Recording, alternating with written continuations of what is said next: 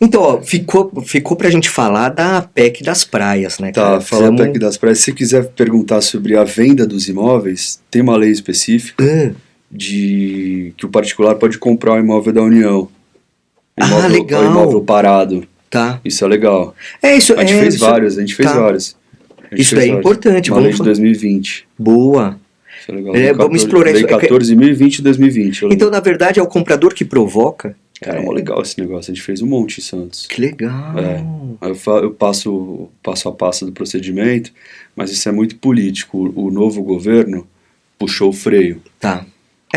Com a ideia de que os bens são públicos e ponto, entendeu? Sim. Mas no anterior, tava mais... imóvel pra caramba, com aqueles caras Salim Matar, lembra? Da desestatização, sim. O Paulo Guedes, que falava que ia vender 1 trilhão em imóveis da União. Pô, você vende imóvel pra caramba, cara. Tá. Pô, que maravilha, vamos falar assim. Isso é legal. Então, vamos lá, vamos para esse episódio aqui, que além da PEC, vamos falar de leilão, um pouquinho de leilão. Também é legal falar, né? Venda de imóveis.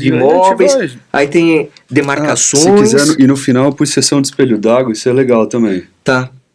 Que é um tema bem, bem específico, que é do... Pô, a União tá cobrando as marinas e os terminais pelo uso da água. Caramba! Estacionamento de embarcação, cara. Isso é legal, cara, é uma briga. Não, eu achei legal o que você colocou aqui de vai dar registro, que é a questão da responsabilidade do oficial. Né? Quando não tem nem menção de RIP na matrícula, nada tal. Né? Tudo pronto aí, Capobianco?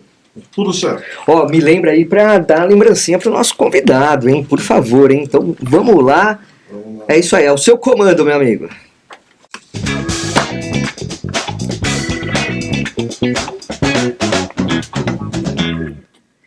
Olá, meu amigo, olá, minha amiga, estamos aqui, sim, no meu, no seu, no nosso Adnocast.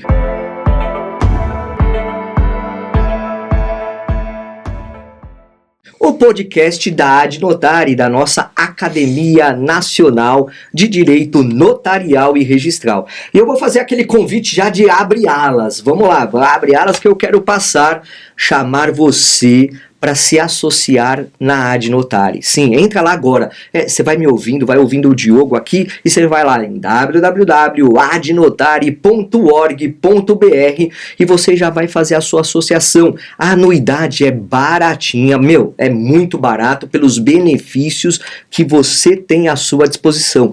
Núcleos temáticos com reuniões específicas para associados, com discussões incríveis, vários temas dentro do notarial e registral. Você tem também o grupo de WhatsApp que bomba com muitas discussões interessantes sobre opiniões jurídicas. Você leva o teu caso lá, tem opinião de quem sabe mais, que já passou por aquilo. É muito incrível, é uma ajuda. Ninguém larga a mão dentro da Adnotari. Então, vem para a Adnotari ser associada, ser associado, www.adnotari.org.br. Também siga-nos nas nossas redes sociais lá no Instagram da Adnotari, @Adnotari. Toda terça-feira, 8h30 da manhã, tem o Papo Acadêmico com ele, com o grande Marcos Vinícius Kikunaga. É imperdível. Cada semana um tema novo, interessante. E tudo feito para a sua advocacia ser mais assertiva. Tá gostando desses episódios aí? Tem um monte para você ver, rever a qualquer momento, qualquer dia, horário, 7 dias na semana, 24 horas por dia, aqui no nosso canal do YouTube da Adnotari. E hoje eu tô aqui numa extensão do que você já teve na semana passada. Semana passada a gente já teve uma conversa inicial com o Diogo Levi sobre terrenos de marinha, então ficou muita coisa de fora que a gente vai complementar aqui, né, Diogo? Tudo bem, meu amigo? Tudo bem, Jorgios. Vamos lá.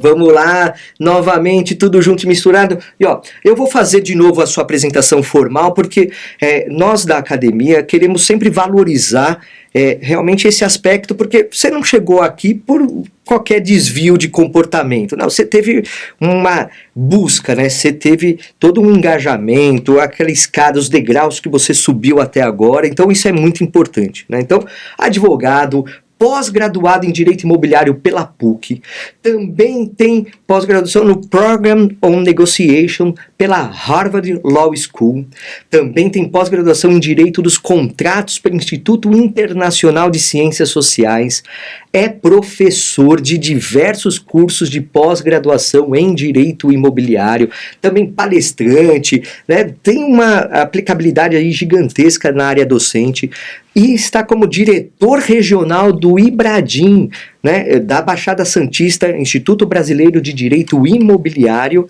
e também está como presidente da Comissão de Direito Imobiliário da OAB Santos. Né? Tudo isso, fala aí, você estudou muito para chegar onde você está, né, Diogo? E tem que estudar mais, né? A gente não pode parar.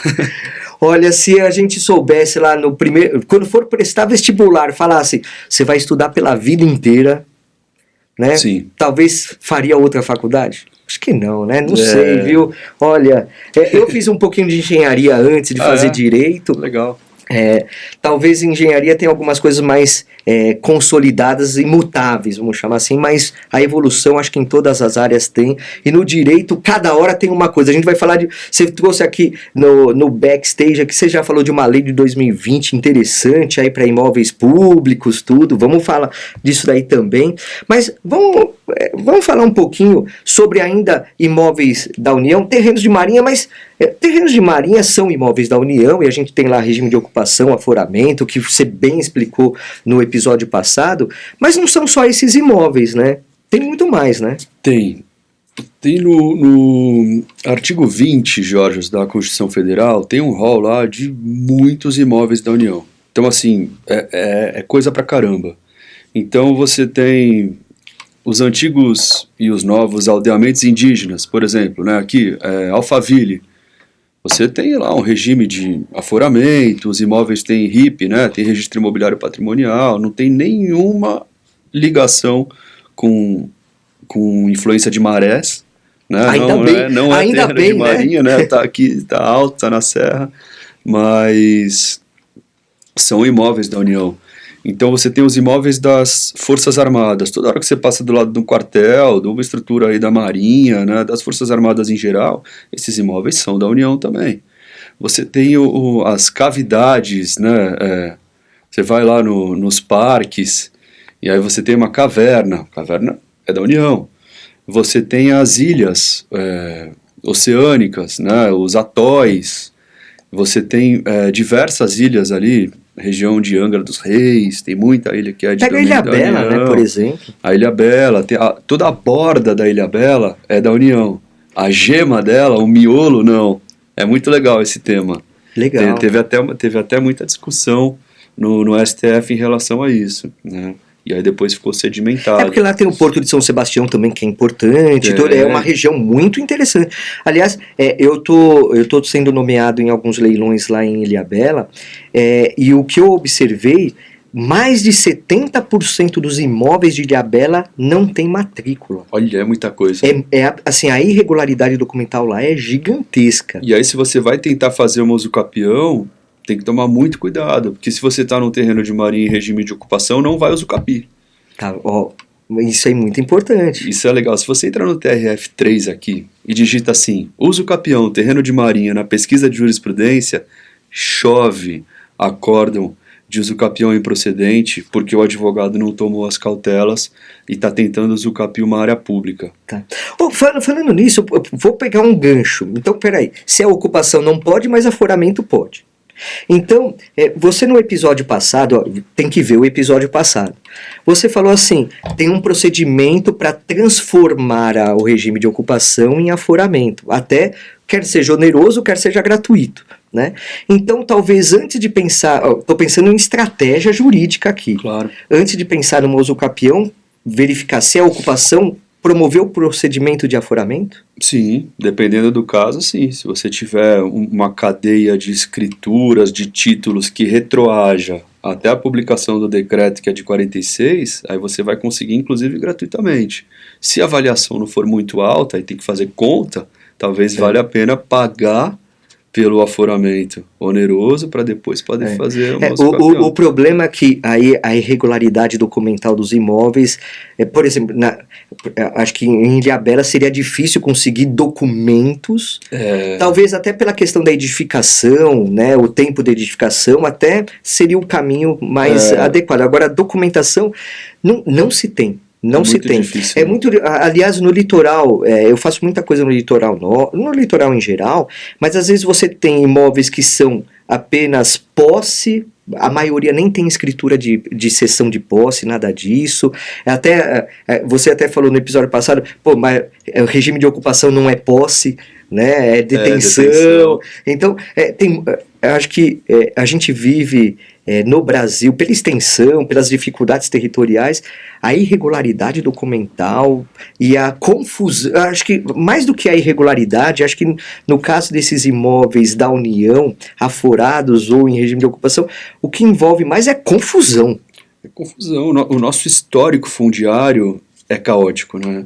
Total. Por isso que no outro episódio eu falei das capitanias hereditárias e das sesmarias, das ordens régias, porque o nosso histórico fundiário ele é muito complexo, né? E imagina, saindo disso aqui um pouquinho, mas você vai para aquela discussão de terras devolutas lá para o interior do Brasil, é uma coisa de doido, né? Às vezes o cara tem uma fazenda de, sei lá, 300 hectares, 200 hectares, um negócio enorme, e a União chega dizendo, não, amigão, essa fazenda não é sua, ela é uma terra devoluta.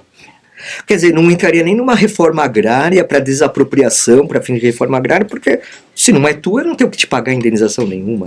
Então, Isso daí, me fala uma coisa, até entrando num tema que você colocou para nós aqui, a questão da demarcação. Porque a segurança jurídica, a gente sempre tem que pensar na segurança jurídica porque gera pacificação social, e isso daí economicamente é muito importante. A gente estava falando até dos efeitos econômicos, né, de incorporações no episódio passado, mas ainda que não seja para uma incorporação, saber exatamente se o imóvel é ou não é da União, o regime que ele está ou não, parte da demarcação, não parte? Parte da demarcação. O ponto inicial, assim, é a correta demarcação. Inclusive, tem uma ação civil pública em curso, Caraguatatuba, Ubatuba, Ilhabela, que determinou que a União fizesse a correta demarcação de toda aquela região, né? Então, para a gente ver, a gente tem aquela ideia, às vezes, de o estado de São Paulo, ele é o estado mais desenvolvido e tal. Para algumas coisas Para algumas coisas mas a gente tem registros péssimos. O litoral de São Paulo, ele é muito complicado na questão fundiária, né? Realmente tem muita irregularidade. E pensa, uma área daquelas, né? Com praias lindíssimas, com condomínios, com imóveis valorizados. Não, de milhões, imóveis de milhões. Em fase de demarcação, atualmente, por causa de uma determinação judicial, decorrente de uma ação civil pública, que o Ministério Público falou, não, chega, você vai ter que demarcar a União, né? E aí a União vai tentando também, porque precisa de braço, né? Precisa de estrutura para fazer toda a demarcação. Sim. Então esse litoral norte de São Paulo está em fase de demarcação, imagina. Eles estavam fazendo recentemente estudo de batimetria, que é para ver a profundidade de determinadas águas. É super complexo o procedimento. Sim, porque ainda você pega o litoral norte que tem o porto lá de São Sebastião, tal, então são peculiaridades que vai mudar para o litoral sul, que já muda completamente. Sim. Né, também. Então, você pega Mongaguá e Itanhaém, que talvez, acho que nem tem o LPM, né, a linha pré-mar, porque as faixas de areia, a gente estava até falando grandes. disso, né, são gigantescas. Você pega lá, acho que uns 40, 50 metros só de faixa litorânea, depois vem a Avenida da Praia ainda, né, então, algumas questões, algumas localidades nem precisa, mas como o litoral é muito, o recorte do litoral é absurdo, né, ainda mais pro litoral norte fica muito sentido isso, né? Sim. Né? E assim, e quando você fala em demarcação, e como não é apenas e tão somente os imóveis litorâneos que podem sofrer essa questão de serem da União e estarem em regime de aforamento ou de ocupação, você tem a demarcação também importante. A gente vê muito o STF com aquela questão de demarcação de área indígena, Sim. né? Então isso também repercute grandemente, né? Muito, muito, muito. A gente tem casos no escritório que transbordam aí dessa questão dos terrenos de marinho. Então, imagina, tem um que é Ribeirão Preto, que são empresas que utilizam uma área pública federal. E qual é lá o grande ponto?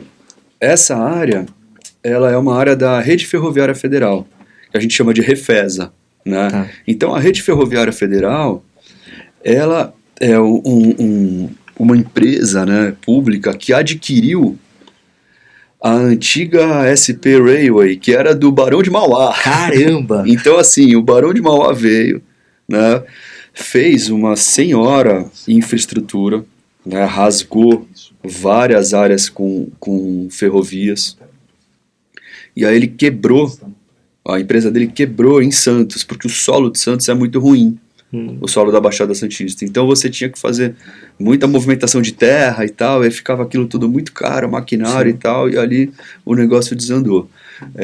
Depois a União ela se tornou proprietária desses imóveis, né, porque era uma concessão, e aí quando termina o prazo, os imóveis eles são transferidos, a infraestrutura é transferida para o poder público. E aí a União ficou com mais um patrimônio gigantesco. Um elefante branco. Que é o patrimônio da Refesa, porque não são só as linhas férreas, são as linhas férreas e são todas as áreas que eram operacionais, tem as áreas operacionais e as não operacionais. Então você tem antigos galpões, você tem áreas excelentes para a logística. Então você passa aqui por São Paulo, você tem ali na região da Moca, Sim. Você tem vários galpões que são da União Federal, até hoje, né? Então você tem muita linha férrea que cortou. Tem até o Museu do Imigrante lá na Moca, né? Muita linha férrea que cortou núcleos urbanos grandes, né? Então tinha essa ferrovia que é de Santos até Jundiaí, e tem várias áreas. O que foi criado numa lei de 2007? Criaram a chamada inventariança da Rede Ferroviária Federal, um processo gigantesco. Sim. E essas áreas podem ser adquiridas pelos particulares. Então tem uma determinada empresa que quer fazer um galpão logístico, um centro de distribuição, sei lá. Ela pode identificar aquele imóvel e adquirir dentro de um procedimento específico que também corre dentro da SPU, da Secretaria do Patrimônio da União. Isso que eu estou falando é específico da Rede Ferroviária Federal. Então esse caso que nós temos em Ribeirão é uma área dessa que a União notificou as empresas e falou, vem cá, vocês estão usando imóvel público e não estão me pagando nada. Porque nesse caso não teria ocupação, não pagaria, não, né? Nesse caso você sai desse regime. Sai. E aí a gente começou a desenhar um acordo, dizendo, olha, nós temos aqui duas propostas, ninguém vai ocupar isso irregularmente. É interesse também deles. Claro, eles já fizeram toda uma infraestrutura lá. Falou, União, você pode fazer uma cessão onerosa em favor das empresas, como uma espécie de, bem entre aspas, aluguel, e essa cessão onerosa vai sendo paga e tal, ou a gente compra. Né? Então tá lá numa fase de avaliação, discute avaliação e tal. Mas até porque as benfeitorias, quem fez as benfeitorias não vai poder entrar nessa negociação também. Tá? Tem vários fatores aí. Porque se a União também pegasse de volta, desocupa, tem que indenizar as benfeitorias, não é? Exatamente. Tem um tema que é muito legal, que o TCU lançou um parecer favorável. Isso sempre aconteceu, né? Mas agora está mais consolidado, que é em relação às permutas. Então, se um determinado empreendedor ele tem interesse numa área que é da União, ele pode falar assim, União, o que você está precisando?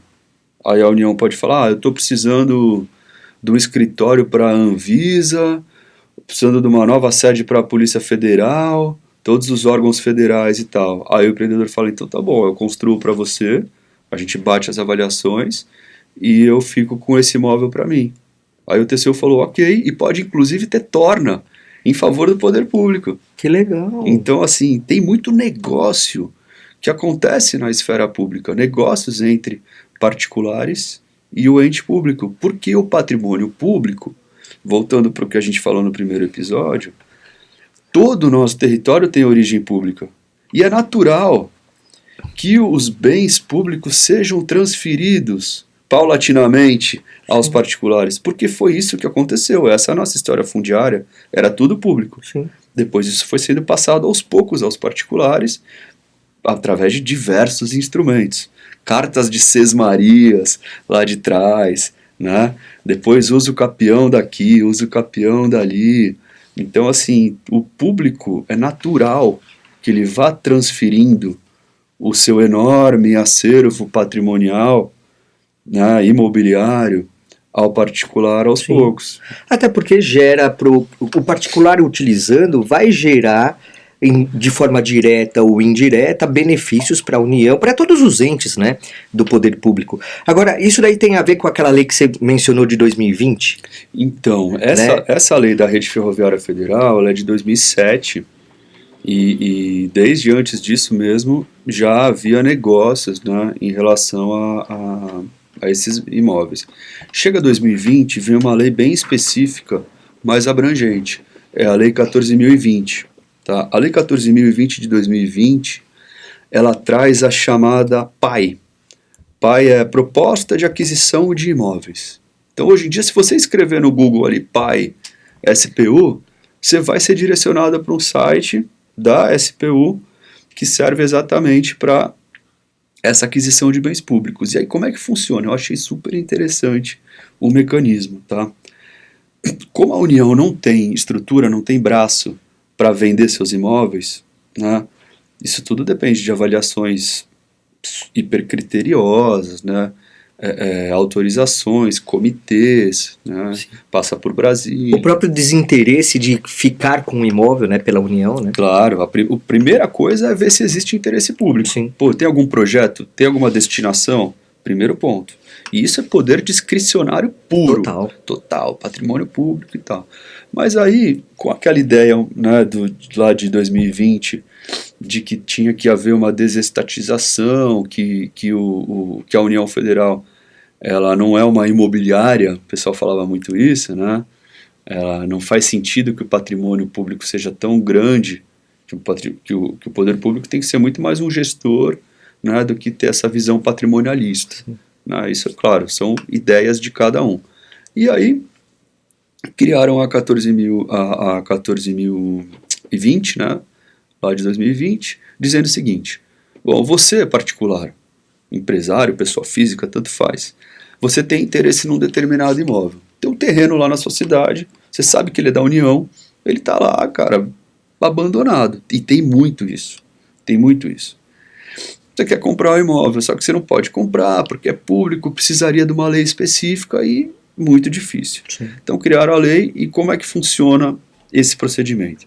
Você identifica o imóvel, leva esse imóvel para a SPU, dizendo: olha, SPU, esse terreno aqui, eu tenho interesse. Existe interesse público? Existe algum projeto e tal?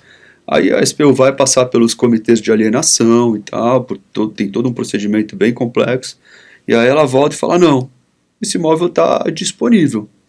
Ok, abre um prazo de 30 dias, acho que era 30 dias, para avaliar. E aí tem que fazer uma avaliação bem criteriosa por engenheiros, né, com um currículo, aí era um currículo todo, precisava de... Eu estou lembrando das portarias aqui, era tudo por portaria, com pós-graduação em cálculo de inferência, algumas coisas bem específicas. Caramba. De perícias técnicas de engenharia. Aí era feito esse cálculo, né? E aí quem faz isso é o próprio particular. O particular vai lá e contrata o engenheiro, porque a SPU não tem estrutura para isso. Sim. Então o particular e vai lá, a dinâmica, né, também. Que legal. Transferiram para o particular uma providência que em tese seria pública, mas que estava faltando estrutura. Sim. Então, particular, se avalia. Feita a avaliação, essa avaliação é levada para a SPU, e aí os servidores públicos vão homologar ou não essa avaliação. Homologou? Ótimo. O que vai acontecer com esse imóvel? Esse imóvel vai para não é leilão, vai para uma licitação, tá. Porque é bem público. Sim. Né? Então esse imóvel vai ser licitado como um leilão de aeroporto, como um leilão desses grandes e tal. Sim. Mesma coisa, vai para uma licitação. E aí os interessados, para participarem, isso é legal porque tira os aventureiros, tem que calcionar. Então tem uma calção de 5%, então paga uma DARF, calciona 5% do valor da avaliação para poder participar dessa licitação. Entra na licitação, cada um apresenta sua proposta, é diferente do leilão que a gente está acostumado, que aquelas propostas vão subindo. Sim. Cada um apresenta a sua proposta. O melhor valor que acha que vale. Aí ficam, eu estou explicando isso, mas fica uma peça um pouco fora do quebra-cabeça. Você pensa assim, pô, Diogo, o que o cara ganha avaliando o imóvel, levando o imóvel para licitação, Sim. gastando com o avaliador, identificando, fazendo todo esse procedimento, Para vir um outro lá para sentar depois na chegar janelinha? numa licitação e um cara paga mais, o que ele recebe? E a lei, inteligentemente, traz o que para ele? O direito de preferência. Tá. Então, quem fez o procedimento pode exercer a preferência em igualdade de condições com o melhor lance. Legal. Então, Interessante. vários imóveis foram vendidos assim. E imóveis que eram, né, que foram e são considerados inservíveis para o poder público, gerando caixa, né, e tirando muito custo da própria SPU. Porque a SPU, né, a União em geral, ela gasta muito com a ação de reintegração, porque esses imóveis são invadidos. Claro, pô. Às vezes eles são invadidos por associações, entendeu? Às vezes você chega lá, tem uma estrutura, tem uma empresa funcionando, uma associação, alguma coisa que foi montada lá e é complicado de A omissão tirar. da União, o pessoal aproveita, né? Uhum. Tem- Pelo fato de não ter direito ao uso capião, a União também sabe que não vai perder o imóvel. Mas, de uma forma totalmente imprópria, tem particulares utilizando bens públicos sem nenhuma contraprestação para os cofres, Sim. né? Então essa lei ela veio com essa ideia de ajustar isso. Então esse tema é bem legal, essa ideia de transferir o público ao privado, claro, dentro dos critérios legais, com todas as avaliações super criteriosas. Isso vem desde o Brasil Colônia. E aí transfere propriedade mesmo, né? Propriedade plena. Não, Plena. nada a ver de aforamento ou ocupação. Propriedade não, plena. Por isso que é completamente diferente, né, de terreno de marinha, de outras questões aí que a gente O que é legal nisso? A due diligence ela é mais simples. Por quê? Imunidade recíproca. A União não paga IPTU para o município. Então, você já sabe que vai pegar um imóvel Zerado. sem discussão de tributo e tal, porque nem tem lançamento. A gente poderia dizer, eu vou lançar uma questão interessante. Dá para dizer que seria uma forma de aquisição originária? Eu acho que a aquisição originária eu da tô- União. Sim, a União, né, originalmente todos os imóveis são da União, né? Mas para fins do particular. É interessante Boa isso, pergunta, né? né? Se seria uma aquisição originária. Claro, pelo procedimento, tudo, você tem uma derivação, né? Você tem uma origem que vai ser transferida. Beleza, mas para fins registrais, é uma nova propriedade, né? Legal. Eu sempre gostei muito das aulas do Francisco Loureiro, né? E aí ele falava um negócio que eu não esqueço. Ele falava assim, a aquisição originária você adquire, ponto. A derivada você adquire de alguém. Então, nesse caso, seria derivada. Em tese. Até porque tem pagamento. É. Né? Então você tem a contraprestação para poder gerir. Eu só pensei nisso porque sairia da União para um particular, mas você tem um vínculo que é inquebrável, né? Aliás, é um vínculo que é analisado, né, detidamente, não tem interesse, é um bem servível, a avaliação criteriosa feita, a publicidade, porque qualquer um pode vir, ainda que tenha o direito de preferência para aquele que fez o procedimento. Agora, se ele não exercer o direito de preferência, ele gastou e não vai ser ressarcido? Tem uma tabela de ressarcimento de um valor de avaliação. Tá. Então era assim, se ele não exercer a preferência, ele tinha lá um valor para depois receber a título de ressarcimento. Porque ele deve ser gastou. a perícia não é barata. Não é barata, Né? mas o ressarcimento era bem mais baixo do que o que realmente se pagava. É que assim, quem vai fazer isso já vai no interesse da preferência. Né? Né, Briga de cachorro grande, que são áreas grandes, né? Mas também tinha alguns apartamentos, engraçado, tinha uns apartamentos, algumas coisas assim. Alguns imóveis, eles vão para o patrimônio da União, isso é interessante. Tinha um que era uma dívida previdenciária lá, que alguém tinha. A União penhorou e adjudicou em seu favor. E você sabia, O imóvel. até, olha só que interessante, isso daí eu vi como estratégia até de arrematação de bens em leilão. Você pode dar em pagamento de débitos tributários imóveis. Então, a União pode receber em dação em pagamento um imóvel. Sim. E aí pode ser que seja um apartamento, e aí o interesse da União é um bem que para ela é inservível, mas foi usado para pagar uma dívida tributária qualquer que seja.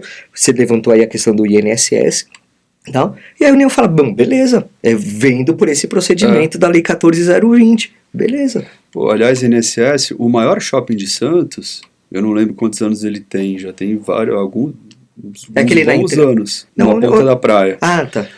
Ele era um terreno do INSS, foi feita uma permuta. Aquele shopping, o empreendedor na época entregou para o INSS 36 postos. O INSS falou, quero 36 postos espalhados pela cidade A, B, C e tal. Ele entregou os 36 postos, ficou com o terreno e construiu o shopping. Aquele shopping foi uma permuta com o poder público. Que legal, ó, você vê que importante, que interessante. Então essas coisas acontecem mesmo. Essa transferência do público privado é interessante. A gente do imobiliário às vezes esquece um pouco, né, o patrimônio público. Sim. Caramba, qual é o nome dele? Pô, o nosso mestre do registro de imóveis, o sobrenome dele é Carvalho, dos registros de imóveis. Eu vou lembrar o nome dele aqui. Afrânio de Carvalho, pô, clássico, né? Sim. O Afrânio, ele tem um trecho que ele fala assim, a nossa lei de registros públicos perdeu uma ótima oportunidade ao não reger os bens públicos e deixar o sistema registral muito direcionado para a propriedade particular. Ele fala isso no livro dele, né? E ele ainda termina esse parágrafo dizendo, porque o registro não admite o vácuo é muito ruim. E nós temos um vácuo registral dos bens públicos, porque a União, o município e o Estado também, elas não levam os bens deles a registro. É difícil você ver uma matrícula escrito proprietário União Federal. Tá. É raro, né?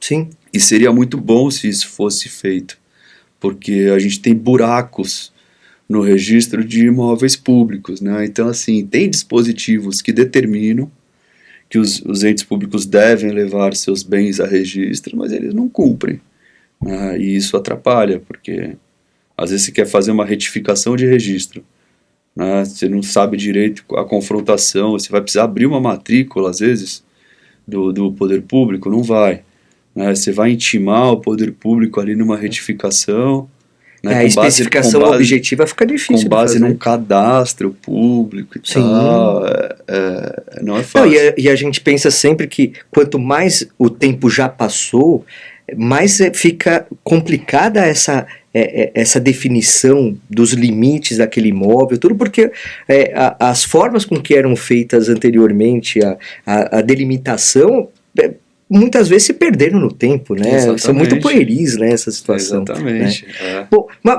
vamos entrar um pouquinho aqui na questão até que provavelmente vai envolver direito do consumidor. A gente já falou um pouquinho no episódio anterior, mas vale a pena a gente focar mais, que é a questão de cautelas de incorporação, tanto para o empreendedor como para o adquirente. Quando a gente fala em imóveis aí, sim, aforados ou em regime de ocupação. Tanto para o empreendedor, né, quanto para o adquirente, mas você falou em consumidor, vamos começar pelo adquirente. Gosto pouco, vamos lá. O adquirente, ele precisa primeiro ver se no registro da incorporação, né, se toda aquela documentação lá do artigo 32, né, da lei de corporações, se consta que o imóvel ele é público ou não, né. Não acho interessante que você tenha um registro de incorporação desatrelado do cadastro na SPU. Tem que haver um casamento ali, né? Até porque o empreendedor ele precisa fracionar aquele RIP, ou seja, criar um RIP para cada unidade autônoma, e aí cada uma das transferências vai ter um passo a passo de pagamento de laudêmio, emissão da certidão de autorização de transferência, né? Aquela comunicação posterior que você falou. A comunicação posterior para a SPU, né? Porque tem algumas incorporações que você vai ver, a incorporação tem 20 anos, está pronto lá o prédio. Na SPU está tudo em nome ainda da construtora. E as pessoas estão trabalhando ali, vendendo um para o outro, e isso aí chega uma hora que a União vai lá, pum, penhora o apartamento. E aí começa. Aí você vai ter que achar quem te vendeu, e vai virar um balaio de gato ali, uma briga judicial, né, desnecessária. Então, assim, o que é muito importante, né, tanto, principalmente para o adquirente, entender bem se isso está bem colocado, se o empreendedor está falando a verdade para ele, dizendo que o que está sendo transferido não é propriedade, que é o domínio útil no aforamento, ou um simples direito de ocupação no regime de ocupação. Lembrando que as irregularidades que a gente tem na prática fazem muitas vezes com que a matrícula do apartamento saia como propriedade em nome do adquirente, mas que é um regime de ocupação, ou pode ser eventualmente um regime de ocupação, Sim, né? sim, sim. Essa confusão, essa incompatibilidade. Eu acho que assim, essa falta de ter um sistema integrado cria essas perplexidades, né? Claro, e tem uma súmula do STJ que fala: são inoponíveis à União os títulos de propriedade outorgados a particulares em terrenos de marinha. Cara, são inoponíveis à União. Não adianta você chegar e falar: União, o cartório me falou que eu sou proprietário, tá aqui minha matrícula. A União vai falar: olha, isso não é nem oponível a mim. Sabe? O que vale é a minha demarcação. Mas aí o cara vai falar: meu, onde está essa demarcação? Ela não está publicizada. O que tem publicidade é a matrícula. Eu falo: eu sou imune ao sistema registral. E ainda joga a responsabilidade para o adquirente. Você que deveria ter tido a cautela de promover a análise se esse imóvel que você tinha interesse de adquirir era ou não, fazia parte ou não de um terreno. Você vê que escapa muito do que a gente está acostumado, né? A gente tem... É o que o Afrânio de Carvalho falava. A lei de registros públicos perdeu uma ótima oportunidade. Porque ela deveria ter... imagina se tivesse um dispositivo na lei de registros públicos dizendo: olha, enquanto a União não levar seus imóveis a registro, deixa ela falando sozinha. Sim. Seria perfeito. Segurança jurídica. A União ia dar um jeito, né, de organizar isso. Mas, claro... valorizou talvez a omissão da União, né? Quer dizer, vale a pena ser omissa. Não tem nenhuma penalidade, né? E aí os particulares ficam: como é que você vai fazer? Eu quero fazer um empreendimento perto da praia e tal. Primeira coisa, certidão de domínio, né? Então, há um tempo atrás eu estava dando aula só de due diligence de terreno de marinha. Super legal. E aí eu acho que eu usei essa expressão 500 vezes, porque a certidão de domínio que você pede através da SPU, ela é muito importante. Muito importante. A SPU vai dizer: olha, esse imóvel é meu ou não. E aí, claro, você vai decidir se vai querer discutir com ela se aquela propriedade é a mesma pública. Porque você até no episódio anterior você falou que a demarcação muitas vezes não segue os requisitos objetivos que a lei lá de 46 determina, né, para que ela seja promovida, né? Sim. O problema está na origem, não está... porque assim, a gente tem uma crença talvez de... Falou, tá falado. Né? Se a SPU falou que é, quem sou eu para falar que não é? Mas não é uma verdade absoluta, né? Não, e aí também bifurca para dois temas. Tem demarcações não homologadas, que a própria SPU declara que não está homologada. Ótimo. Se ela fala isso, o particular está numa bela posição para cancelar todas as cobranças, para pedir repetição de indébito do que ele pagou errado e tal. Só que tem outros casos que a SPU homologa a sua demarcação, mas homologa ilegalmente, porque ela tem um despacho homologatório, tal, da demarcação, só que você vai olhar para trás, a demarcação não seguiu o rito. E aí tem que discutir. Eu acho que tem que brigar, a gente tem que brigar pelos nossos direitos. Não, com certeza, sempre. Tem que... Então tudo parte da análise inicial para falar: este terreno é ou não da União.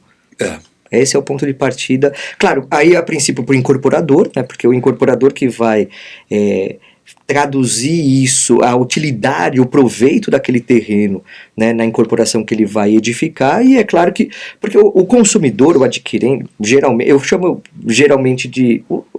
não, acho que a maioria esmagadora dos adquirentes de imóveis são consumidores. Sim. Claro que você tem aí interpretações de investidor, né? Você tem teses aí que vão afastar o CDC para eles, né? Mas para o incorporador, ele precisa ter o cumprimento da obrigação de informar. Só que para isso ele precisa também ter feito a lição de casa anteriormente, né? E aí o adquirente que muitas vezes não sabe, porque você vai falar em aforamento, o nome já é diferente, aforamento. Não, mas espera aí, eu vou ser proprietário? Não, você vai ter o domínio útil. Mas o que é o domínio útil? Olha, é quase ser proprietário pleno. Mas é quase, não é. Mas você tem a garantia, efeito erga omnes, uma perpetualidade, né? Você tem todo um arcabouço aí. A ocupação que é precária por excelência, né? Como você bem sempre destaca. Então, é importante ter essas informações absolutas, né? Sim, aí você fala pro cara, não, é enfiteuse. Aí ele fica olhando, pô, enfiteuse, né? Aí lembra da palavra porque passou por uma aula na faculdade ali correndo, né? E o Orlando Gomes também, que já é também um autor mais antigo, ele já acabava com a enfiteuse. Ele falava, a enfiteuse é um instituto medieval, tem que ser extirpado do nosso ordenamento jurídico, não faz sentido, né? Verdade. E tem algumas propostas aí no legislativo, tem duas, né? Tem a PEC das praias e tem uma outra, tem um PL também em curso, que é interessante, que é de acabar com o regime de ocupação. Esse é bem legal. Tem um PL ele é novo, e esse PL é para transformar as ocupações regulares em aforamento. Caramba, que legal. Porque, pô, seria maravilhoso para quem tem o imóvel nessas condições, Não, né? Que você falou até que é a maioria, né? A maioria dos regimes são de ocupação, não é de aforamento, né? O grande vilão da história é o regime de ocupação, né? Porque é ele que afasta financiamento, ele que não deixa a pessoa não consegue regularizar às vezes, né? A gente discute muito se existe se a gente consegue identificar imóveis totalmente irregularizáveis, né? Tá. Existe um imóvel que ninguém consegue regularizar, né? Então, assim, pegar um caso bem complicado. Às vezes você tem lá um imóvel que ele é realmente terreno de marinha, a demarcação foi feita corretamente, ele está em regime de ocupação, só que ele está em regime de ocupação cadastrado em nome de um falecido. Esse imóvel foi vendido para A, que vendeu para B, tem uma quebra na cadeia. Na continuidade. Na cadeia de títulos ali no meio do caminho. E aí tem um particular que está lá achando que é dono, mas o imóvel é regular, aí o que ele pensa? O que os advogados pensam corretamente? No primeiro momento, vamos o capi. Pô, não cabe a adjudicação compulsória. Sei lá, falta prova de quitação, tem quebra na cadeia, eu não consigo adjudicar aquilo compulsoriamente. Então você só poderia usucapi. Só que você não pode usucapi porque o regime é de ocupação. Aí você pensa, bom, eu vou buscar um aforamento. Só que você não consegue buscar o aforamento porque lá na SPU está em nome de um falecido também, que também tem quebra na cadeia. Não existe uma corrente filiatória correta entre aquele que consta lá no cadastro e o atual ocupante de fato. O que você vai fazer com um imóvel desse? Vai para a REURB, talvez, pode ser um caminho. Como um último caminho. Sim. Né? A gente tem que ligar para a doutora Josiane Martins. Vou adotar essa pergunta. Sim, ela já veio aqui. Vou falar para ela para fazer essa pergunta para ela, porque é interessante. É interessante. Ou você tem que explicar tudo isso. Porque aí você regularizaria por um lado e depois faria o procedimento para sair da ocupação para o aforamento. Né? Porque aí se você consegue aforar, aí tudo bem, maravilha. Mas fora do aforamento, você fica numa situação bem, bem complicada. Sim. Isso é relativamente comum. Sim, não, cara, a irregularidade documental não é só quando a gente fala de matrícula, ou ter ou não ter lá o RIP no número da matrícula, né, a menção de que o imóvel faz parte de um terreno de marinha. Mas, assim, as transmissões são muito pueris, porque você tem lá vamos pensar ainda que nem fosse regime de terreno de marinha. Você tem o proprietário tabular, mas você tem, na ponta, você tem um quarto elemento que recebeu por sessões de compromissos particulares e aí tal, sem um nexo, né? Sem conseguir construir essa cadeia filiatória que você mencionou. Né? O princípio da continuidade, ele na prática, é complicado na maioria das vezes. Porque a cultura do Brasil, a cultura do brasileiro é custo. Não é benefício, e acaba deixando, os contratos de gaveta se proliferam aí a rodo, né? Isso daí impacta completamente no que você está falando. Bom, vamos fazer um corte aqui, porque eu vou chamar aquele nosso quadro, que é o quadro Vai Dar Registro? Nesse quadro, eu provoco aqui o nosso entrevistado para que ele traga alguma situação que interfira no registro imobiliário, que possa ter aí alguma vazão. E como a gente está falando de terrenos de marinha, imóveis da União, tal, vamos traduzir isso. E a questão que o Diogo me trouxe é uma questão que é muito frequente, pelo que eu tenho observado, que é imóvel sem o número do RIP, né? Sem o regime o número lá que identifica junto à SPU, a Secretaria de Patrimônio da União, que aquele imóvel é da União. Não significa que o imóvel não seja da União, mas ele é e não tem essa publicidade com relação à sua caracterização. Ou seja, você pega a matrícula de imóvel, não tem nada lá. Né? E aí, como que fica?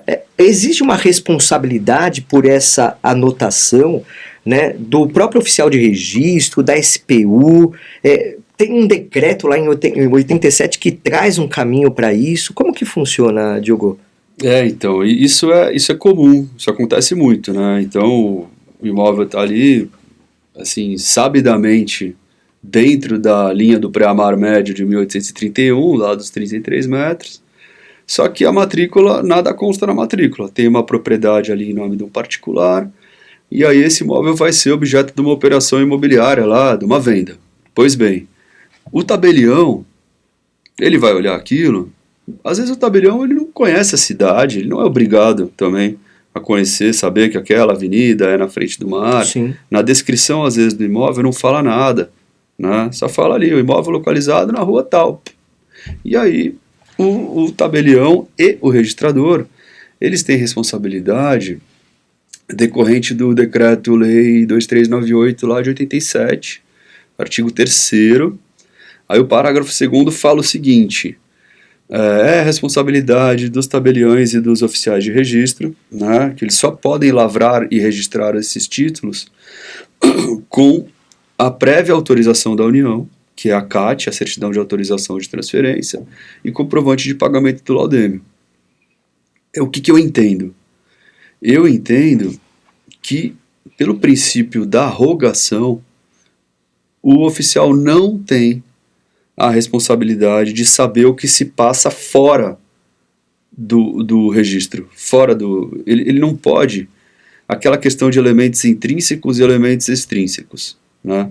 Os elementos intrínsecos do título, ele vai pegar até que ele leia a escritura anterior que transferiu a propriedade para aquele vendedor. Na escritura não consta nada, tem pagamento de TBI, tem tudo direitinho, ok. Na nova escritura, que o tabelião ali vai olhar e tal, ele pode pedir, eu já vi pedir, já vi o tabelião falar, não, eu sei que aí é terreno de marinha, eu não vou lavrar. Só que o que o particular pode fazer?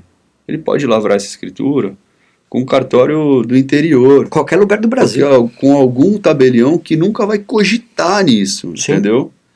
Por isso que eu acho que é complicado você responsabilizar o tabelião, porque ele não é obrigado a sair do cartório e ir lá olhar o que está acontecendo, né? É do balcão para dentro. A mesma coisa para o oficial de registro de imóveis.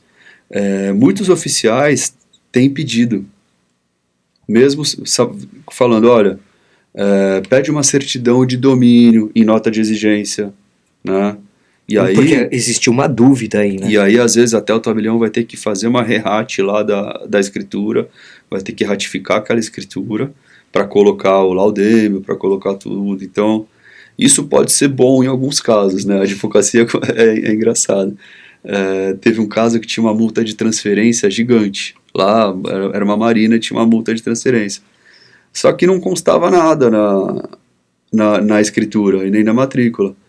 Aí a gente fez a re-ratificação e aí a SPU aceitou o novo título como termo ACO da multa. E a gente conseguiu matar todo o passado, né, daquela multa que ela não constava do título. Então ele falou, não, a gente está re-ratificando e o que vai produzir efeitos agora, de acordo com o decreto, é esse título re-ratificado e não o anterior. Tá. E aí deu para afastar a multa de transferência. Mas Sim. isso é um caso muito específico. Porque o prazo é curto, 60 dias. 60 dias. E era coisa que da estava anos irregular. E da lavratura da escritura, né? E estava anos irregular esse caso. Né?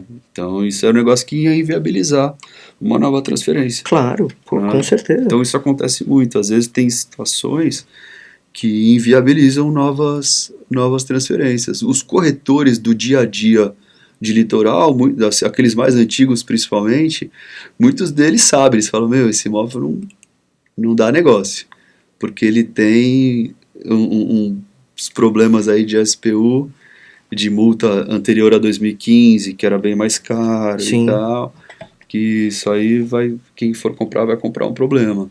Não. E assim, até pro oficial registrador é mais fácil para ele, por conta da competência natural dele, até identificar o que seria ou não, o que poderia ou não estar, até para, na dúvida dele, levantar uma exigência, né? Sim, né? E muitas vezes pedir a certidão de domínio, que é um documento essencial. Né? Atrasa, é ruim em termos de velocidade. E a gente sabe que negócio imobiliário, alguns precisam de velocidade, mas muitas vezes a velocidade ela é inimiga da segurança. Sim. Você está sopesando o que é. E assim, quando a gente fala, principalmente na visão do comprador, a segurança jurídica é o que ele busca. Claro. Né? Porque não adianta fazer um negócio que pode ser que economicamente se tornou inviável por conta dos pretéritos que podem ter lá na SPU. Uhum. E segundo, que ele vai ter a segurança do registro pleno mesmo. Exatamente. Né? E outra, desculpa te cortar, Diogo, mas assim, interfere até na própria negociação, porque vamos pensar, se eu sei que eu estou adquirindo a propriedade, tem um valor. Se eu estou adquirindo um imóvel, mas que ele está sob um regime de ocupação, isso daí pode ser objeto da própria negociação. Falar assim, você está querendo tal valor, mas, é ocupação aqui e tal. Até, dependendo do tipo, claro, apartamento é mais complicado, tal, mas um terreno que não tem a construção, o risco é muito maior. Sim. E até o interesse econômico sobre o imóvel muda completamente. Né? Sim, o terreno vazio, ele é uma janela de risco aberta, assim, porque não é nem a questão de, você pode pensar, mas o meu terreno, ele não conversa com um eventual interesse para um sistema viário, ninguém vai fazer ali um viaduto em cima do meu terreno. Mas assim, quando o prefeito percebe, a gente está falando de imóvel da União, mas quando o prefeito percebe que aquele imóvel pode ser dele, porque a União faz cessão gratuita para o município, entre entes públicos, é um terminho ali, um passa para o outro e pronto.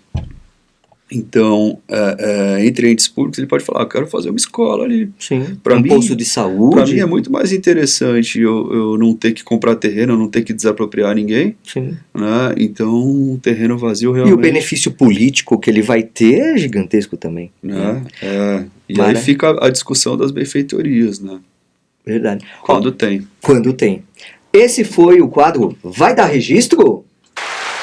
Maravilha. Diogo, é muita coisa para conversar e eu quero já, a gente não pode deixar de falar da PEC das praias, né? Porque teve um bafafá gigantesco, foi objeto, muita gente falando, vão privatizar as praias, né? Porque essa foi a notícia que saiu, porque a gente tem o sensacionalismo por trás. Só que quando você lê a PEC das praias, não é uma privatização das praias, né? É uma forma que buscaria uma regularização realmente fundiária nesses terrenos de marinha.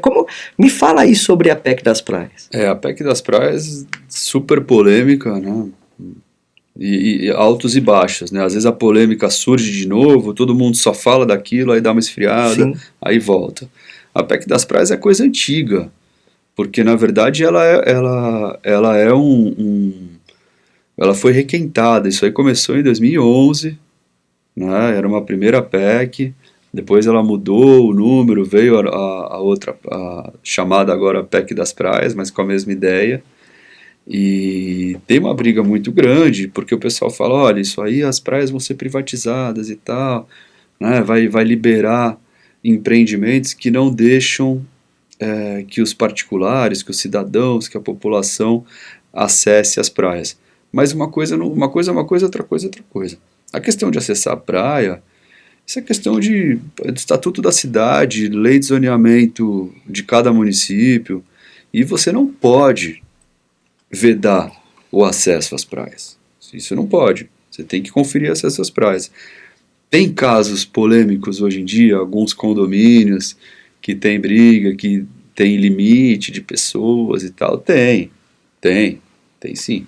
Mas eu acho que essa ideia de privatização de praias foi muito mais uma narrativa, né, para polemizar, porque tem algumas coisas positivas e outras negativas.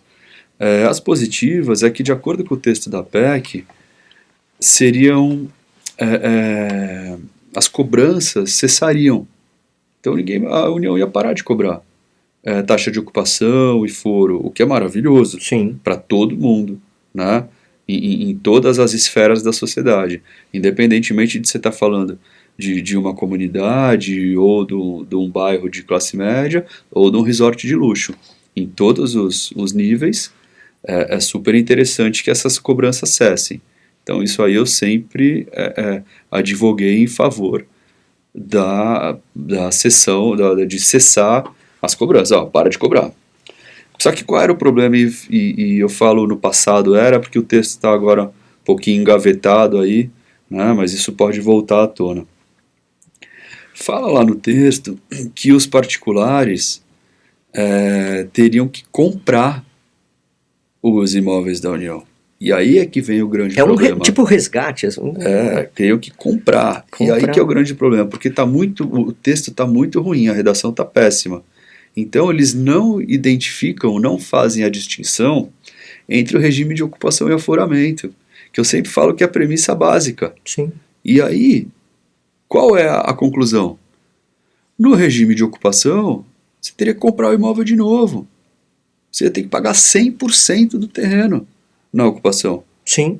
Benfeitorias ficam fora, desde 2015. Sim. Mas teria que comprar o terreno. Pô, mas você já está lá no terreno há um tempão, né? Como é que vai comprar de novo? Quem é que tem dinheiro para isso?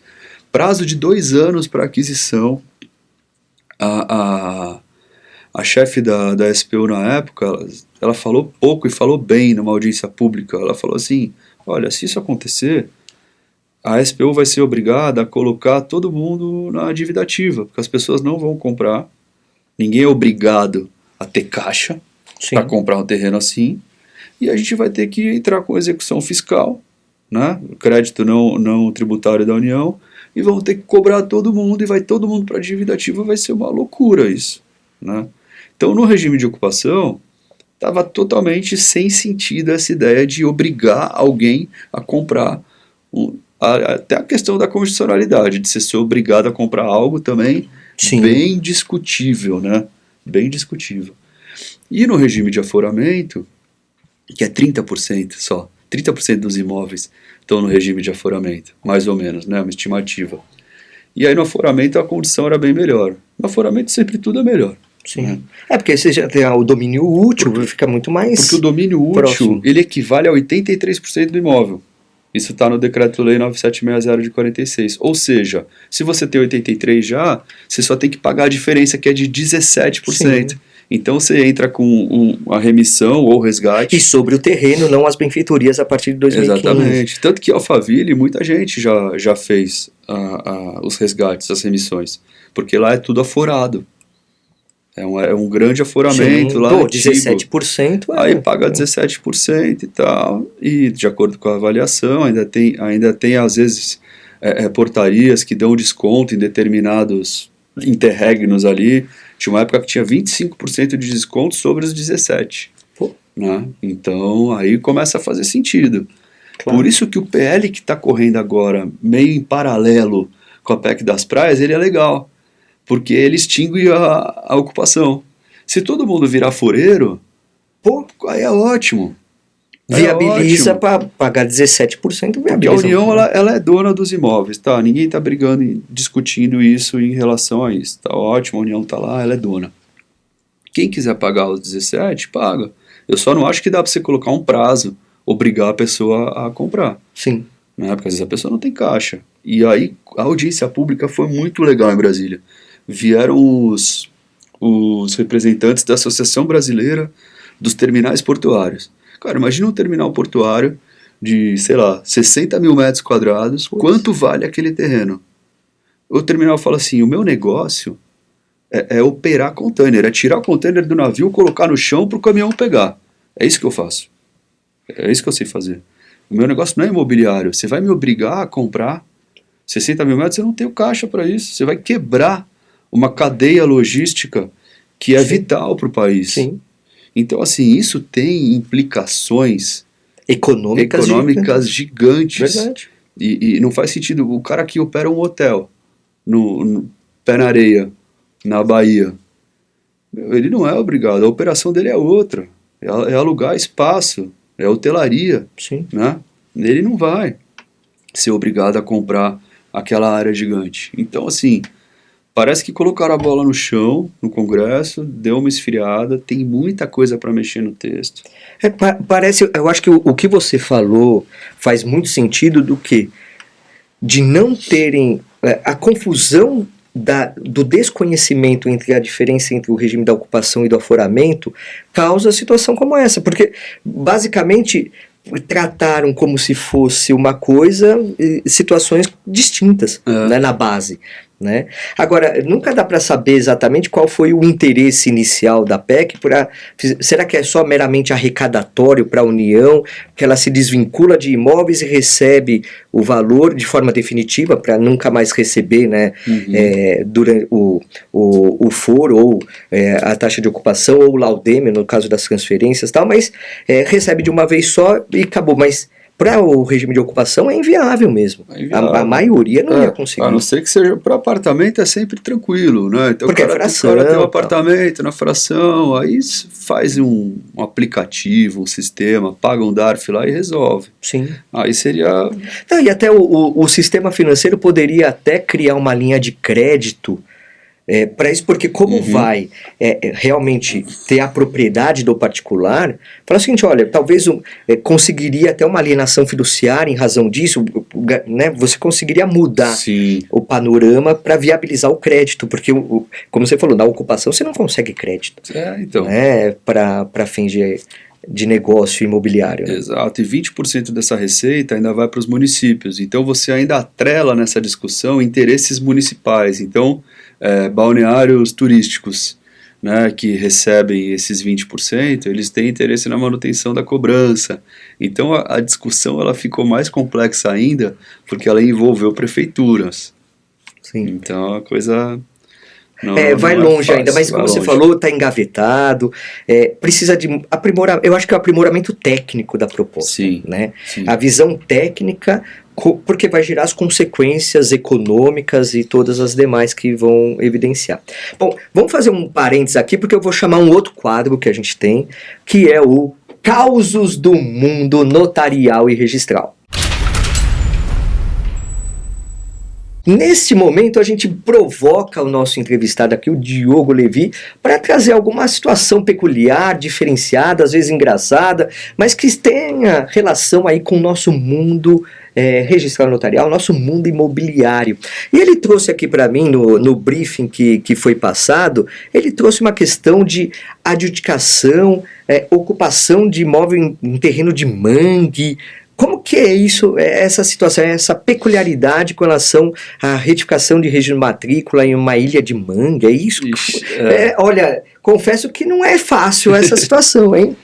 Advogar no litoral é complicado, né? Até acontece cada coisa aí que a gente vai ver. Já pensei no caranguejo lá do mangue. Mas é quase isso, olha, vou te contar. Esse é um caso interessante ali no litoral, que tinha uma adjudicação compulsória, chegou no meio, né? E eu achei interessante que a adjudicação compulsória, não fomos nós que propusemos a ação, mas a adjudicação compulsória ela foi proposta na Justiça Federal. Tá bom. E foi aceita. Então era uma adjudicação compulsória, com a cadeia de títulos e provas de quitação e tal. E aí ela foi aceita. No meio do caminho, entra um ofício lá do registro de imóveis dizendo que a matrícula tinha sido cancelada. Caramba, né? Aí você começa, vai, fala, tal. A matrícula foi cancelada porque a descrição da matrícula, olha que coisa doida. Era assim, descrição do imóvel, 2 pontos.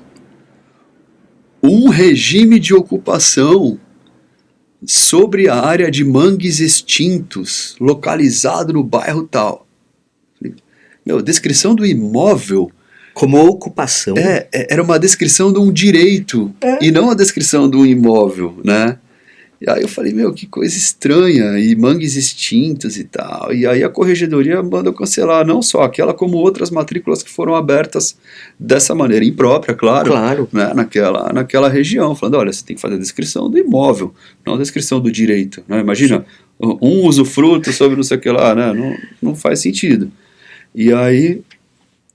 cancelou a matrícula, só que mesmo assim o juiz ele processou normalmente a adjudicação compulsória, com matrícula cancelada, foi procedente essa adjudicação compulsória, e aí esse adquirente que ajuizou a adjudicação compulsória, ele tem uma sentença, né, dizendo que ele tem direito à adjudicação, só que ele não consegue levar esse título a registro porque a matrícula foi cancelada.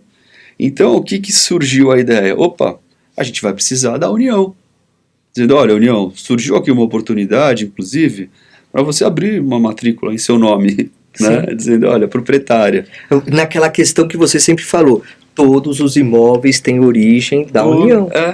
Pública, dizendo, né? Olha, você abre a matrícula em seu nome, é terreno de marinha lá, tá demarcado e tal, abre em seu nome, já tem um pedido de aforamento, porque esse imóvel está sendo utilizado e tudo mais, e aí qual é a ideia, né? É que esse imóvel fique proprietária, União, foreiro, o cara que ganhou a adjudicação compulsória, né?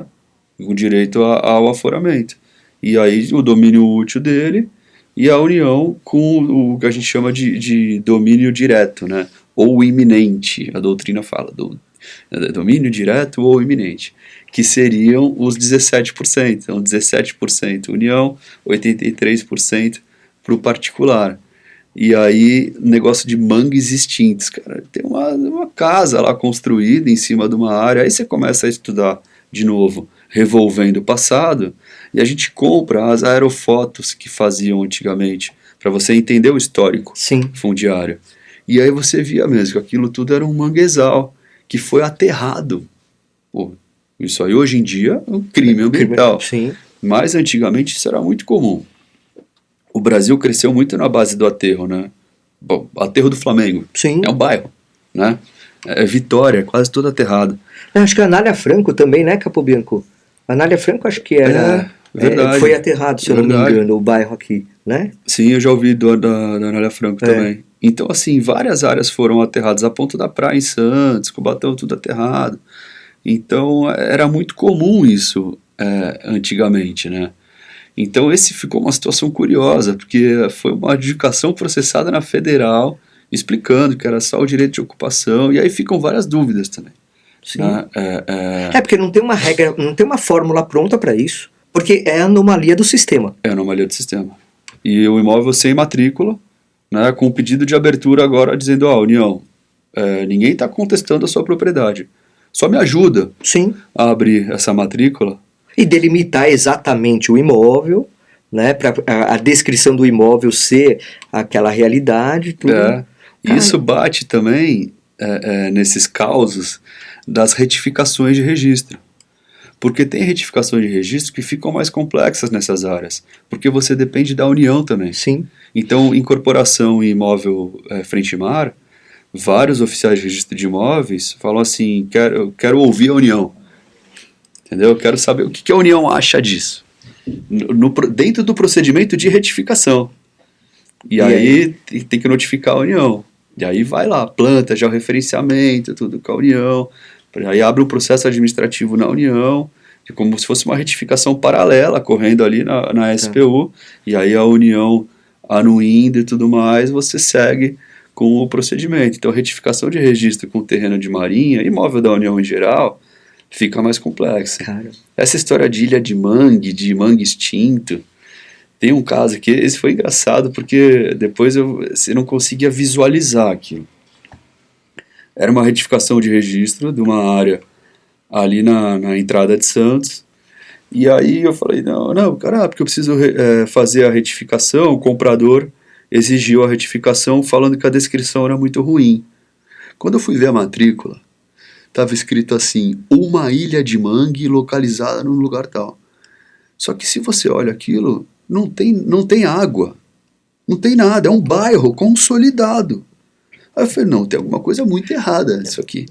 E aí eu comecei a estudar... Algo de errado não está certo. Comecei a estudar o histórico do bairro. O que era aquilo? Era uma ilha de mangue mesmo. E era uma espécie de um arquipélago de mangue. Imagina várias ilhas, as ilhas de mangue, elas são redondinhas assim. Uhum. Era uma colada na outra. E um empreendedor muito inteligente lá na época, ele montou um porto de areia. Então eles dragavam a areia de um rio. Eles pegavam material de obra, de construção, eles foram aterrando o que era um terreno que não valia nada, o cara criou um loteamento industrial lá. E hoje em dia tem um monte de empresa lá. E o registro é antigo. Então você tem lá uma transportadora em cima de uma ilha de mangue, só que não tem mais água, foi tudo aterrado. É uma coisa de doido, Caramba. cara. Ele falou, vamos retificar esse registro. Só que aí tem a questão ambiental. Você tem que tomar cuidado, porque se o aterro é recente, acabou. Você vai ter um passivo Ação ambiental civil gigante. pública, passivo ambiental gigante. Se você tem aquela chamada anterioridade, olha como é legal, os terrenos de marinha você conversa com vários temas. O ambiental é muito forte também, Sim. quando a gente vai tratar desse tema. Você tem anterioridade, isso foi tudo feito lá no início do século passado, coisa antiga. Aí você consegue... E aí a gente fez a retificação de registro com as anuências da SPU. E aí a matrícula que passou, é uma doideira. A matrícula era uma ilha de mangue numa descrição, aí a nova descrição é um terreno localizado não sei aonde e tal. Completamente Ou seja, distinto. acabaram com a ilha. Claro que isso em termos ambientais é perverso. É um desastre. Né? É um desastre Só que é a situação consolidada e tal, e o Brasil cresceu com base nisso. Então, tem gente que não quer mexer nisso, porque se o cara fez um aterro mais recente, esses são os chamados acrescidos de marinha, é quando tem um acréscimo da área. Que legal. Então tem os terrenos de marinha e os acrescidos. Tá. Então, assim, acrescido também é muito legal. E finalizando, tem uma tese que a gente entra nessa, que é interessante pra caramba, porque a União ela não pode cobrar sobre benfeitorias, né? Sim. Desde 2015. E o aterro é uma benfeitoria. Então a nossa tese é a seguinte, quanto que vale o mangue? O mangue? Vale nada. A não ser que seja por um projeto de crédito de carbono, mas aí você precisa de uma área gigante. Quanto que valeria aquilo em termos de proveito econômico? Não valia nada, na época era de graça, sei lá. Sim. Né? Lá atrás. Toma, entra aí. Ninguém queria. Então a nossa briga da avaliação, as avaliações são bem interessantes. Quanto vale aquilo como mangue e quanto vale a benfeitoria. Aí a gente faz sondagem de solo, vem todas as camadas, qual o material que foi utilizado, quantos metros cúbicos tem, qual o custo da hora homem para montar aquilo, quanto que custa, e às vezes o valor do aterro ele é superior ao valor do terreno. Aí a União fica doida. Sim. Os caras ficam loucos. Eles falam, eu achava que ia ganhar alguma coisa. Você fala, amigão, esse investimento não é seu. Você não pode, isso é enriquecimento ilícito. Você não pode se apropriar do investimento feito pelos particulares, né? Ainda Que foi mais a ideia da lei de 2015, né? porque isso tudo era autorizado antigamente pelo poder público. Hoje em dia, pô, tá louco. O problema tá na origem, não tá no agora. É fim do mundo o cara aterrar mangue, não Foi, tem né? como. Mas antigamente tem um acordo do STJ que ele fala que era quem aterrava os imóveis era o pacificador, modernizador, que lutava contra os danos aos imóveis gerados pelas áreas pantanosas e que isso servia também como uma medida sanitária, porque ficava aquela água parada, tinha malária, tinha mosquito, então os caras aterravam. E isso era mais do que autorizado pelo poder público, era incitado, Era incentivado pelo poder público. Sim. Então é por isso que a Quer gente dizer, acaba estudando história. aí de lá quer ter benefício aqui agora, né? Complicado. Ó, esse daí, foram vários aí, causos do mundo notarial e registral. Meu amigo, estamos chegando no fim, mas tem 2 temas que eu quero tratar com você que a gente não pode deixar de falar, né? Um deles é sobre leilões em terrenos de marinha, né? É viável, não é? O que o arrematante, aquele interessado em arrematar, ele se equivale àquele adquirente? Quais são os cuidados por conta de ser um leilão, um público leilão, às vezes decorrente de débitos condominiais, às vezes decorrente de IPTU, ou mesmo até por conta dos débitos da SPU, que podem vir a levar a penhora e aí sim a essa conscrição gerar a expropriação. Que cuidados precisam ser tomados aí? Eu acho que aí, Jorge, precisa de uma cautela um pouco maior do que num leilão de imóvel privado, né? Eu acho que precisa de uma due diligence um pouco mais aprofundada, mas plenamente viável, comum, rotina, dia a dia. O que mais tem aí é leilão de apartamento na praia. Aliás, isso a gente que é do litoral sabe disso, né? Normalmente quando o cara não está muito bem financeiramente, ele para de pagar primeiro a casa de praia. Sim. E ele deixa a casa a veraneio, né? A casa de veraneio. Porque a casa de veraneio dele é a casa de praia, né? Ele vai cuidar primeiro ali do lar dele, da moradia. Primeira coisa que... Então tem muito leilão no litoral. Tem. É muito comum, a gente vê muito. Então, assim, tem que tomar algumas cautelas. Tem que fazer diligência na SPU. Tem que ver o que tem de dívida. Tem que ver em nome de quem que tá esse imóvel, né? Tem que... Claro, se for um leiloeiro como você, um cara diligente, pedir para intimar a União, Sim. o que é ótimo. Eu estou num caso até em São Sebastião, a imóvel beira-mar, e o próprio laudo de avaliação foi feito por um perito, ele traz a demarcação da linha pré-amar. Então tem lá, tem o registro da linha pré-amar, tudo, um caso bem específico, tal. E aí eu falei, bom, terreno, e aí uma parte é terreno de marinha, a outra parte não. Beleza. Entrei na SPU, porque eu falei assim, bom, eu fui nomeado e no processo vai direto, não querem nem saber, né? Não pensam nisso. E aí eu entrei na SPU para fazer a pesquisa.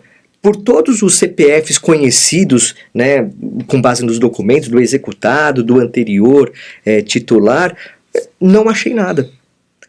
Mas não significa, mas eu tenho uma caracterização de que está na beira-mar e tem a descrição da fração desse imóvel que faz parte da área de marinha, do terreno de marinha. Então eu falei, excelência, tem que intimar a União. Né? E aí eu faço por analogia a aplicação, porque eu não sei qual é o regime, se é ocupação ou aforamento. Não tem informação. Não tem informação nenhuma, eu não consegui nem pegar nenhum dado na SPU, e justamente eu uso até um artigo do Código de Processo Civil, do 799 do Código de Processo Civil, que fala de quem tem que ser intimado da penhora. Tá. Né? Tem lá um rol de pessoas que precisam ser intimadas da penhora, geralmente ligados ao próprio bem, no caso imóvel. Então, você tem lá credor hipotecário, dentre outros, e aí você tem um que é a questão da enfiteuse. E aí eu uso esse gancho, por analogia, para falar assim, olha, excelência, tem que intimar a União para que ela traga informações, até o número do RIP, porque eu não consegui, porque muitas vezes eu consigo o número do RIP, eu peço a intimação, mas eu já levo o RIP, já tenho como levantar os débitos, já dá para saber se é regime de ocupação ou não, porque você tem as certidões, né, que você tira lá na SPU, né? Então você já tem uma caracterização muito forte. Agora, nesse caso eu não tive acesso nenhum, porque na SPU não consta nada, pelo menos pelos documentos que eu fui pesquisar, né? E foi ótimo ter intimado a União, então. Tá agora em processo de intimação, mas é imprescindível. Claro, é a melhor coisa fazer isso, eu acho que... E é um imóvel que foi avaliado em 3 milhões. Então, pé na areia, esses imóveis costumam ter valor alto, né? Porque a vista-mar, tudo isso vai valorizando. Isso são raridades aí no mercado. Verdade. Né? Mas acho que essa cautela é bem importante. Uma outra cautela é quando você tem ali o título, né? Que pode ser o auto de arrematação, carta de arrematação, mas o título ele tem que ser levado também a conhecimento da SPU, sob pena da incidência da multa de transferência. Então tem 60 dias. No regime de ocupação, 60 dias da lavratura do título. No regime de aforamento, 60 dias contados do registro do título na matrícula. E a gente estava falando em off aqui, o pessoal, o off, a gente podia fazer um programa só do off, né? Porque existe até, o grande Kikunaga, ele tem uma tese interessantíssima, com fundamento muito, muito amplo, de que o auto de arrematação já é por si só o título translativo da propriedade, quando há um leilão judicial. Então, olha só que interessante, até porque a Lei de Registros Públicos fala em registro da arrematação, não fala em registro da carta de arrematação. Então, e aí você soma o artigo 903 do CPC, que fala assinado o auto de arrematação pelo juiz, pelo leiloeiro e pelo arrematante, é perfeito, acabado e irretratável, né? Fora que o leiloeiro, eu tenho fé pública dos atos que eu promovo, né? Então, eu tenho todo um arcabouço de fundamento interessante. Então, esse prazo de 60 dias para ocupação, no caso de regime de ocupação, para informar da transferência, seria então do auto de arrematação e não da expedição da carta de arrematação, que às vezes demora meses, muitas vezes passa dos 60 dias, às vezes, tal. Então, olha, é interessante isso, né? Interpretações interessantes, né, que podem ser. E vai ter o laudêmio também, né, incidente. Paga laudêmio, negócio oneroso, paga laudêmio. O laudêmio ele incide em todos os negócios onerosos, né? Os não onerosos, doação, inventário, sucessão, aí não tem laudêmio. Aí sai uma certidão de autorização de transferência, mas ela é não onerosa, sem pagamento de laudêmio. E o legal é que no caso de leilão, a autorização de transferência e o pagamento do laudêmio vai ser posterior ao negócio. Esse é posterior, você sai um pouco da regra. Porque você até bem falou que para a lavratura da escritura de compra e venda, vai ter lá a descrição da CAT, vai ter o recolhimento da DARF e tal. Nesse caso não, porque só depois da arrematação que vai poder ser feita essa comunicação, né? Perfeito, né? Tanto que o decreto 2398, ele responsabiliza os oficiais pela prévia autorização e pagamento do laudêmio. Agora, como normalmente no leilão você vai fazer um leilão extrajudicial ou judicial, você não tem a figura do tabelião. Né? E aí você vai fazer depois. E não tem como exigir, para habilitar para participar do leilão, que você tenha a CAT tendo sido emitida. Não dá. Até porque eu acho que só vai emitir uma é individual, né, a CAT. Não dá para ter 10 pessoas que têm interesse, cada um com uma CAT. Não dá. Então, e outra, você não sabe nem o valor que vai sair, porque o valor é o valor do arremate final. Né? Não tem como. Né? Então, interessante, temas muito interessantes. E para fechar aqui, meu amigo, porque realmente estamos no tempo esgotado, cessão de espelho d'água. Quer dizer, terreno de marinha, beleza, a gente entende, em pré-amar, 33 metros, lá de 1851, né, a média das marés altas, isso, aquilo, tal, mas, caralho, estão querendo pegar dinheiro do mar, propriamente dito, da água, espelho d'água? Isso aí eu vou passar assim rapidamente, mas esse tema, olha, eu vou te falar uma coisa, tem na legislação, né, inclusive na 9636 de 98, na lei, né, uma referência à contraprestação pelo uso de espaços físicos em águas públicas, é assim que a lei trata. Né, e aí a gente chama no dia a dia de espelho d'água. E aí o que está acontecendo? Quem tem esse uso da água, então o cara que tem um trapiche, um deck, um atracadouro, um finger, um dolphin, tem várias estruturas assim sobre as águas, né, para você utilizar ali, principalmente no ramo náutico. E aí a SPU começou a notificar marinas, começou a notificar estaleiros, começou a notificar terminais, dizendo, olha, eles pegam pelo satélite, né? Você tem não sei quantas embarcações paradas aqui, é interessante a construção. E o mar é um bem de uso comum do povo. E você está usando... Inegavelmente, pô. Isso é uma questão constitucional.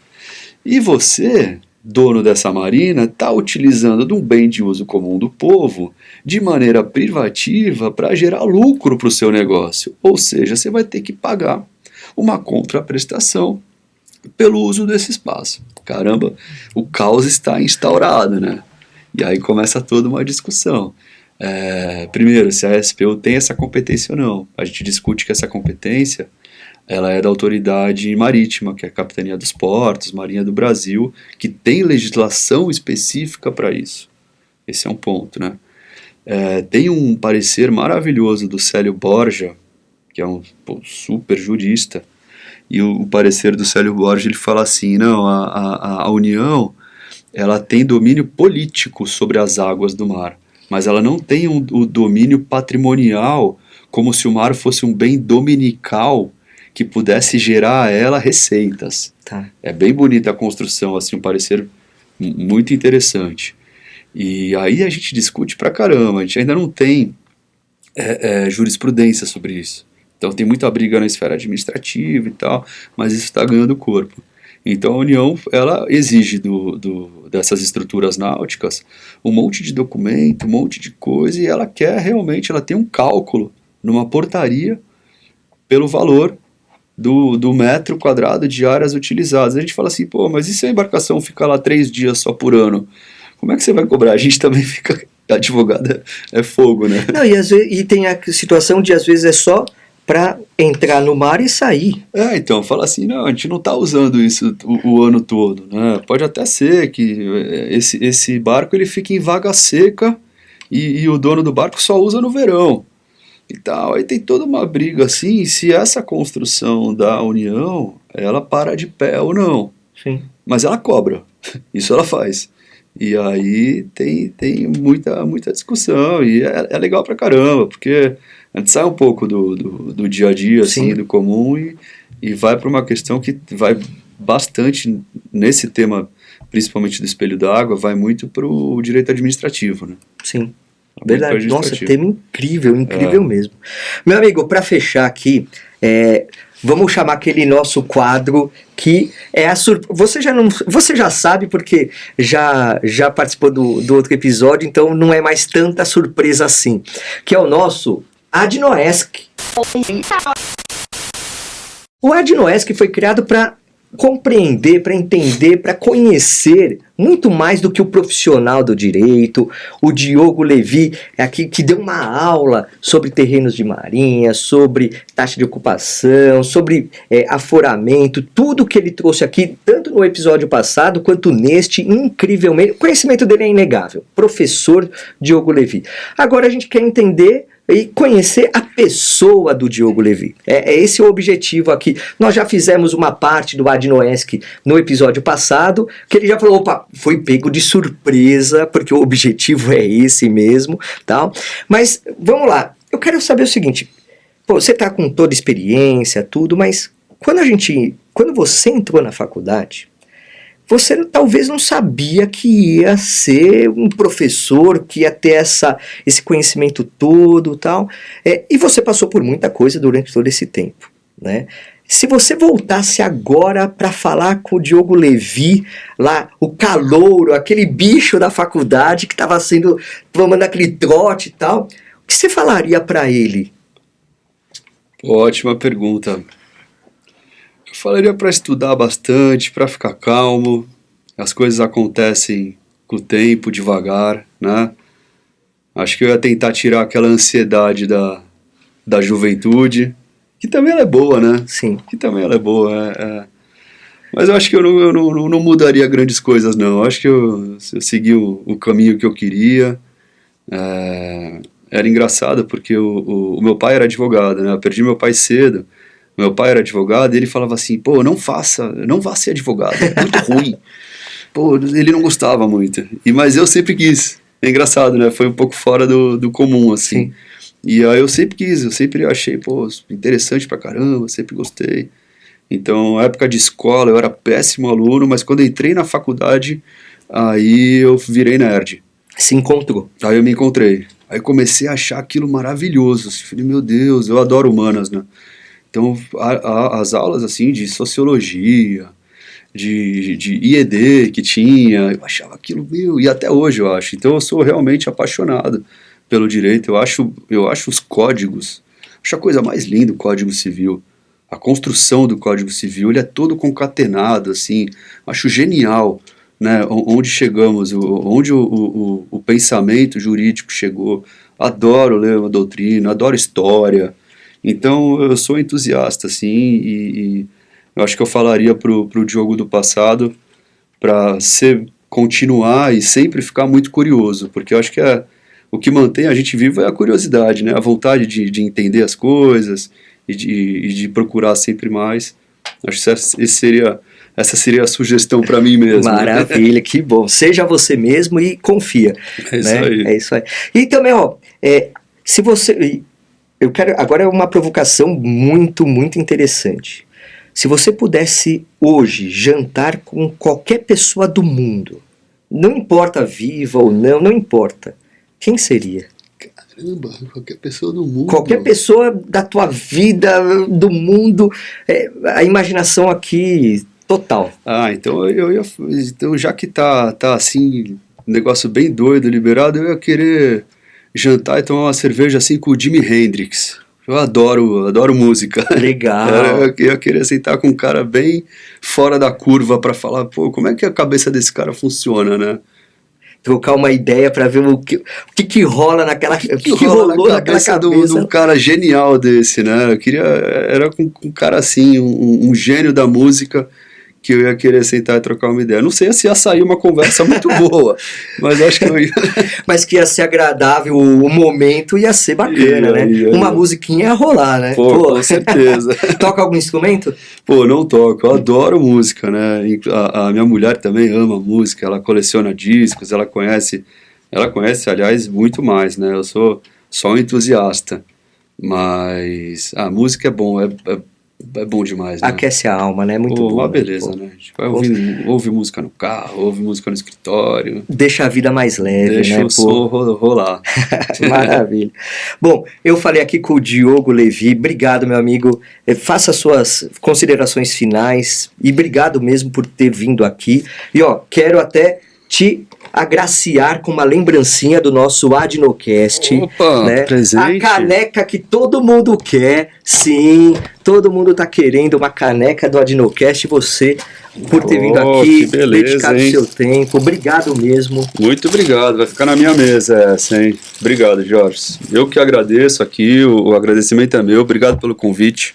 Muito bom falar desse tema, estou sempre à disposição. E espero que a conversa tenha sido boa aí, que tenha sido legal para os nossos ouvintes aí, o pessoal que está nos assistindo. Com certeza, tenha certeza absoluta que sim. E quero que você faça mais coisas aí na Adnotari, cursos, o que você quiser, o espaço é todo seu. E vamos voltar mais para frente para conversar mais também sobre tudo que você conhece, que é muita coisa. É isso aí. É isso aí, meu amigo, é isso aí, minha amiga. Chegamos ao fim de mais um Adnocast. Mas é aquele recadinho. Não viu os outros episódios? Então, corre lá, veja qualquer hora, qualquer dia, pegue. São mais de 50 episódios que você tem dos mais variados temas do direito notarial e registral para você se deleitar. E o nosso objetivo da Academia Nacional do Direito Notarial e Registral, a nossa Adnotari, é fazer com que você tenha conhecimento, e isso faça com que você advogue de uma forma muito mais assertiva. Então, faça parte da Adnotari, entre lá em www.adnotari.org.br e faça já a sua associação. É baratinho, a anuidade é muito barata pelos benefícios que você tem. Núcleos temáticos, temas de discussões dos mais variados, descontos exclusivos para associados em cursos, temos também reuniões desses núcleos, o grupo do WhatsApp que bomba, artigos, muito conteúdo para você realmente ter uma amplitude maior na sua advocacia. Lembrando para também nos seguir nas nossas redes sociais, lá no Instagram da Adnotari, @Adnotari. Toda terça-feira, 8h30, tem o Papo Acadêmico com o grande Marcos Vinícius Kikunaga. É isso aí, meu amigo, é isso aí, minha amiga. Bora lá, bora que dá. Abraço!